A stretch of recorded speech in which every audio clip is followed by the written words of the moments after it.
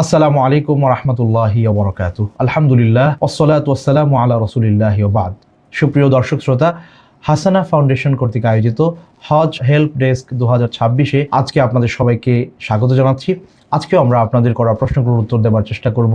ওমা তাওফিকে ইল্লা বিল্লাহ। সম্মানিত প্রিয় দিনী ভাই বোনেরা, আমি শুরুতে একটি প্রশ্ন নিচ্ছি। আমাদের একজন দিনী ভাই প্রশ্ন করেছেন, হজে গিয়ে যদি কারোর সাথে ঝগড়া হয়ে যায়, এর প্রভাব কি হজের উপরে পড়বে? জি, সুন্দর কথা আপনি বলেছেন, চমৎকার প্রশ্ন। আল্লাহ সুবহানাহু ওয়া তাআলা পবিত্র কোরআনে হাজীদেরকে যে সকল ব্যাপারে সতর্ক থাকতে বলেছেন হজের সফরে ইহরাম অবস্থায়, এর মধ্যে একটা হচ্ছে জিদাল বা ঝগড়া বিবাদ। ফালা রাফাসা ওয়ালা ফুসুকা ওয়ালা জিদালা feel Hodge.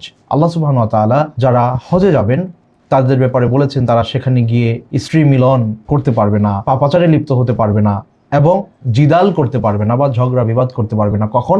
In the certain time of ইহরাম। ইহরামের সময়ে এই কাজগুলো পুরোপুরি নিষিদ্ধ।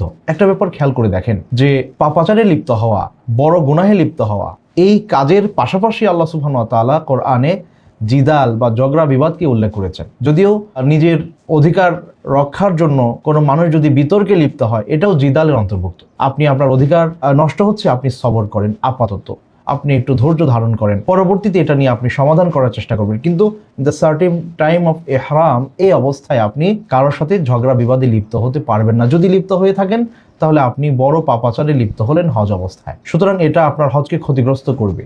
এবং দেখেন, আল্লাহ সুবহানাহু ওয়া তাআলা এই ঝগড়া বিবাদটাকে বড় পাপের সাথে তুলনা করেছেন, একই আয়াতে সেটার উল্লেখ তিনি করেছেন। এই জন্য আমরা বলতে পারি যে আপনার ইহরাম অবস্থায়, বিশেষ করে ইহরাম পরিধানের পরে, ইহরাম থেকে মুক্ত হওয়ার আগ পর্যন্ত সময়ের মধ্যে কোনোভাবেই, কোনো অবস্থাতেই কারোর সাথে ঝগড়া বিবাদে লিপ্ত হওয়া যাবে না। আর যদি এমন হয় আপনি উমরা সম্পন্ন করলেন বা আপনার হজের আনুষ্ঠানিকতা শেষ হলো, এরপরে কোনো কারণে কারোর সাথে আপনার ঝগড়াঝাটি হয়েছে অথবা বিতর্কিত অবস্থায় আপনি পড়ে গেছেন, বিতর্ক হয়ে গেছে, সেক্ষেত্রে আপনার হজ বা উমরার কোনো ক্ষতি হবে না ইনশাআল্লাহ।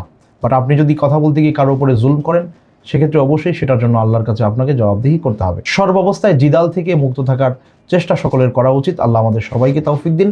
আল্লাহুম্মা আমিন।